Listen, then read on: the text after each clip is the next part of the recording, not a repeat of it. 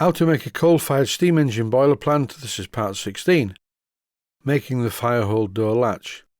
In order to keep the door closed so it doesn't swing open and let cold air come in and go up the tubes and make the boiler drop pressure, you need a latch to keep it closed. And I'm going to make this in this episode. The first thing to do is to remove the firehole door from the mounting.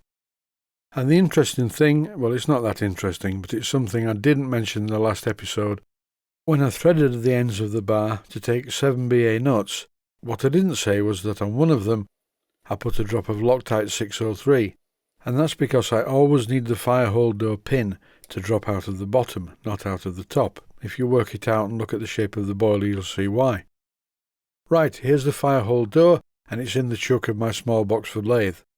I'm spacing it with a piece of brass. I don't want to hold it right at the end of the chuck jaws. These are in the middle, but I need it to run true. And once it's running true, I use a centre drill to drill a hole in the middle of it. Once I had an accurate depression in the centre of the firehole door, I then used a number 45 drill. This is a number drill, and if you look on the tables for tapping sizes, you will see that the tapping size for 7BA is number 45, I do believe. And if you just Google tapping size for 7BA, you will also find the metric equivalent for this tapping size drill. And now, living life on the edge, I'm tapping the hole in the centre of the firehole door. I really do not want this tap to break off. And of course it will not, because I'm being very careful. I'm tapping it by hand, turning the chuck very gently, and the tap is advancing its way through the brass. Once the tap's got all the way through the brass, I then put the machine into reverse, and this unwinds the tap. There's no point in being pedantic and unwinding by hand. So here's the power unwinding procedure. When I reverse the direction of my lathe to wind out a tap in a piece of work, I always have my hand on the tailstock and help to move the tailstock away from the work. It just stops the drag of the tailstock on the bed from enlarging the thread. What I'm doing at the moment now is making the latch, and for this I'm using a much bigger than required piece of brass on which I've marked the length of it and I've marked a position for the hole. And after drilling the hole in the end of the piece of brass, I then put it on the bandsaw to cut away some of the material. I'm going to mill most of this away, but it's a good idea to get rid of some. That way you're not stressing out the part too much with a heavy duty milling cutter. And of course the usual health and safety warning, when doing jobs like this in a bandsaw, please bear in mind that the bandsaw is very dangerous and try not to cut your fingers. My fingers are not as close to the blade as they appear on the video. So now I have a rough blank for the latch. It's still far too big, but this milling cutter will soon make short work of that. When milling brass or milling in the lathe, doing things like this, don't use a slot drill. A slot drill has 2 cutting faces and they're very brutal.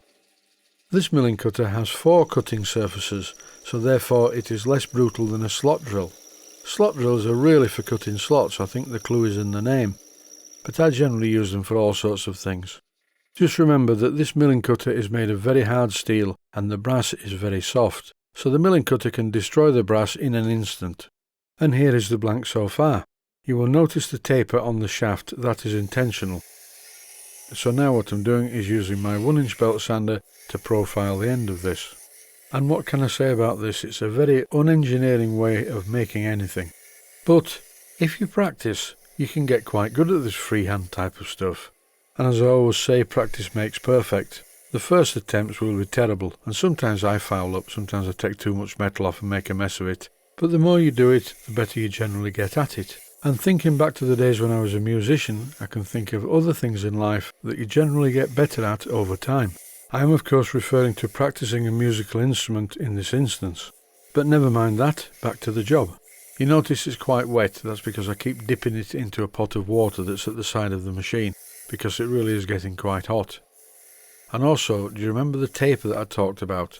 This taper still needs to be there, but not quite as tapered as I showed in the first clip.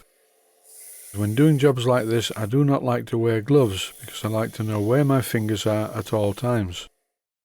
When I fit a 6BA bolt into the centre of the latch, and bolt it into the firehole door, you get the idea of what I'm doing. I'm not totally happy with the shape of the end of the latch just yet, so I'm going to put it back onto the belt sander and give it a little bit more gentle treatment.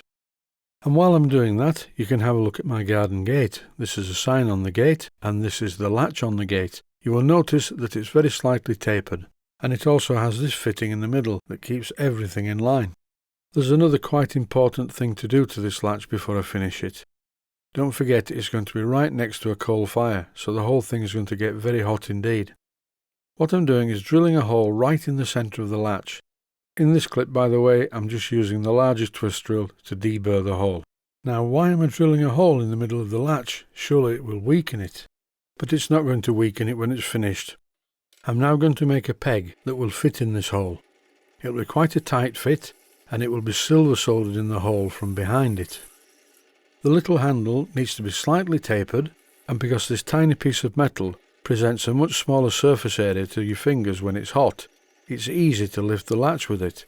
It's still going to get hot, but I suppose if you were really bothered about that, you could put a piece of silicone rubber over it. In the video, sat in the chuck in the Boxford lathe, this piece of metal looks quite big, but it really is very, very tiny. And should this minute piece of metal fall into the chip tray, then I'm afraid it really is gone forever. I'm trying to taper it slightly to make it look something. And again, it's a freehand operation, and it's not worth going to the trouble of offsetting the cross slide to turn a taper. After cleaning up this tiny part, I give it a quick test in the latch and it fits perfectly, and then I finish turn it to a nice shape. I'm using the pointed knife tool to part it off so I get a good shape at the end. Even though I've had my eyes tested, my close-up eyesight is not brilliant, so I use a pair of these. They look a bit ridiculous and they're very cheap and cheerful, but they allow me to see tiny parts like this. Time to try this minute part on the latch on the firehole door, and yes, it looks okay. So I'll take the bolt out again from the centre, and now it's time to silver solder this very small part into the latch itself. Normally in the outside part of the workshop I would simply put the part on this piece of old fire grate and silver solder it from the front, but this needs doing from behind, because when the silver solder runs it will run all over the front and look very unsightly, but in the back it will sink down into the hole and really secure this part in place. I'd like to take this opportunity of thanking the viewers who have subscribed to the channel financially. This has been really overwhelming. I was quite surprised yesterday. So I thank you all very much if you've contributed to the channel through either paypal.me or Patreon. Thank you. A couple of episodes ago I said that if I got sufficient money I could go and live on a desert island and become a coconut farmer. Well, I'm not quite there yet, but at least I can go to Whitby for my holiday, well, for the day anyway. And at this moment I seem to be addicted to coconut yogurts, so I'm eating lots of those and I live in hopes. Seriously, thank you all very much indeed. If you've been watching the operation on screen instead of listening to me, you will notice that I've cleaned up the back of the latch now, and it's ready to polish it up on the polishing spindle to get rid of any marks. I can't put this in the acid bath because once again if it drops into the acid bath it's going to have to stay there. And once again you will notice I'm not wearing gloves, and for the same reason. I need to know exactly where my fingers are. It's no good trapping your finger when your finger's in a glove and then taking the glove off to find out that there are bits of your fingers left in the glove. This is the logic. If I can see them, then it's okay. If the polishing spindle gets a lot of use, it's a good idea to do this. I'm using an old grinding wheel that I keep for this purpose. And what I do is I run the polishing spindle, and then I hold the grinding wheel up against the polishing spindle. And this reprofiles it. It gets rid of any raggy parts, and this almost makes the polishing spindle perform like a new wheel. It just gets rid of any residue and any ragginess and any grooves that are worn in the wheel, so you get a better polishing surface.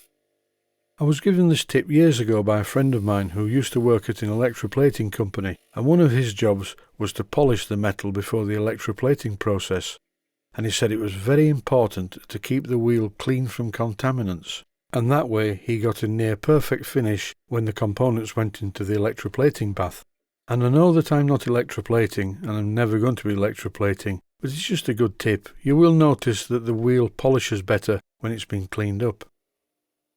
This clip shows the firehole door with its hinges on the mounting with the latch with the post in the centre of the latch, and you will notice there's no silver solder all over the post. I don't need to bother with the guide like on my garden gate, it's too small for that. All I really need to do now to finish this part is to just make a catch that the latch slips into. This is just the blank I'm marking out, and it's miles too big. It will be much finer than this. But I'm sure from this you can see the principle clearly. I'll show the finished article in the next episode. What I want to do now, before I go, is put the steam fittings into a bowl of cellulose thinners to dissolve the paint. If I just leave these for a while, the paint will just brush off, after which I can polish them and fit them to the boiler. But that will be in the next episode too.